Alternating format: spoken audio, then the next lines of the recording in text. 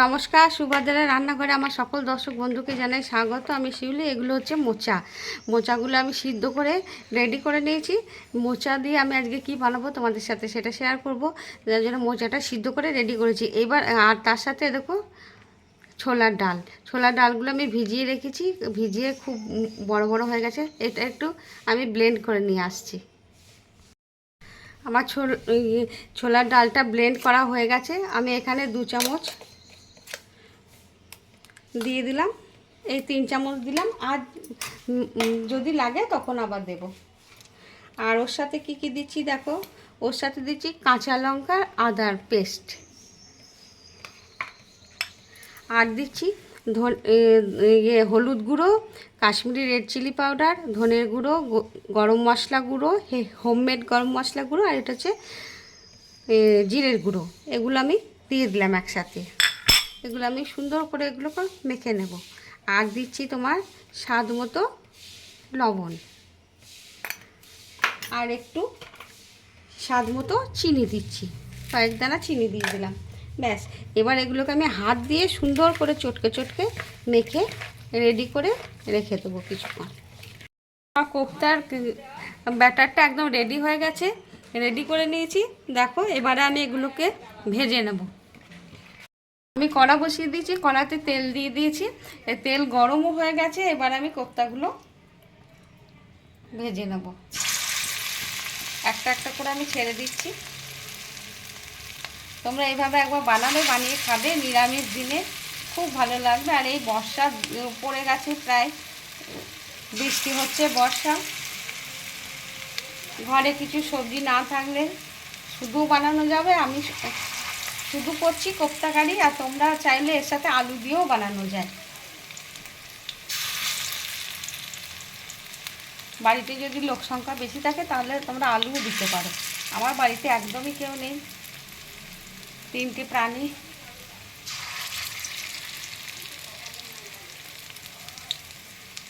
যাই হোক, এবার আমি এগুলো ভাজা হোক, এক পিঠ উল্টে দেবো। তারপর আমি বড়াগুলো সব উল্টে দিচ্ছি একে একে। দেখো, আলতো হাতে আস্তে আস্তে উল্টে দিচ্ছি। দিয়ে এগুলো সব আমি ভেজে তুলে নেব। এক পিঠ আমার হয়ে গেছে, আর একটা দিক হবে। একদম সব উল্টে দিলাম। এটা হতে হতে আমি একটা মশলা বানিয়ে নিচ্ছি। তার জন্য আমি বড় সাইজে, বেশ বড় একটা সাইজে টমেটো দিয়ে দিয়েছি, মিক্সির জারের মধ্যে দিয়ে দিচ্ছি। এগুলোকে আমি ব্লেন্ড করে নেব। আর তার সাথে 1 ইঞ্চি মতো আমি একটা আদা দিয়ে দিলাম টুকরো, 2টো কাঁচা লঙ্কা দিয়ে দিলাম, আর দেব তোমার এটা হচ্ছে ধনের গুঁড়ো দিয়ে দিচ্ছি, একটু জিরের গুঁড়ো দিয়ে দিচ্ছি, একটু লবণ দিয়ে দিচ্ছি, আর কয়েকটা কাজু, গোটা কাজু আমি 4টে দিয়ে দিলাম। এগুলোকে আমি ব্লেন্ড করে নেব। আমি ওই তেলের মধ্যেই দেখো জিরে দিয়ে দিচ্ছি ফোড়নে, আর শুকনো লঙ্কা কতগুলো, ছোটো এলাচ, লবঙ্গ, দারচিনি দিয়ে দিলাম ফোড়নে। এবার ফোড়নটা কয়েক সেকেন্ড একটু ভাজা ভাজা হবে, ভারী সুন্দর একটা সুগন্ধ বেরোবে। একটু হিং দিয়ে দিলাম। ব্যাস, আমার ফোড়নটা ভারী সুন্দর সেন্ট বেরোতে শুরু করে দিয়েছে, ভারী সুন্দর গন্ধ বেরোচ্ছে। এবার আমি মশলাটা দিয়ে দিই। মশলাটা আমি এবার ভালো করে কষিয়ে নেব। আমি একটু হলুদ দিচ্ছি, হলুদ দিয়ে নিই। এবার আর একটু ভালো করে কষিয়ে নেব। নুন মানে বাটার সময়তে মশলাটা একটু লবণ দিয়ে বেটেছিলাম আমি। আর একটু কসুরি মেথি দিয়ে দিচ্ছি কষানোর সময়, খুব ভালো একটা সুগন্ধ বেরোবে কসুরি মেথি। ব্যাস, এবারে আমি ভালো করে কষিয়ে নেব। আমি একটু কাশ্মীরি রেড চিলি পাউডার দিয়ে দিলাম অল্প করে। এবারে একটু চিনি দিয়ে দিচ্ছি, স্বাদ অনুযায়ী চিনি দিলাম।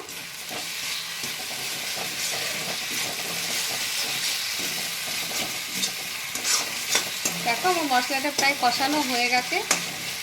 এবার একটু আমি উষ্ণ গরম জল দিয়ে দেব গ্রেভিটায়।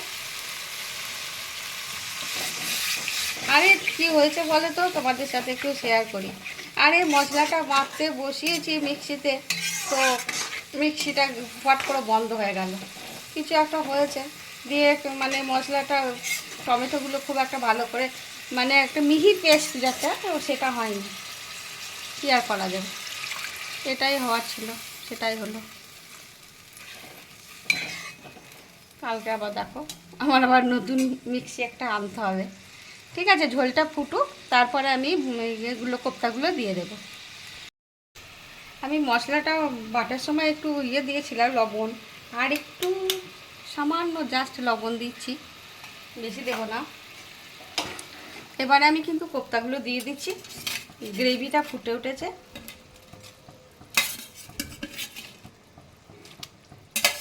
ভীষণ সুন্দর এই কোপ্তাগুলো না, শুধু শুধু গরম মানে ভাতের সাথে ওই ডাল দিয়ে খাওয়া যাবে। আবার ধরো যদি তুমি মানে চায়ের সাথেও খাওয়া যাবে সন্ধেবেলায়।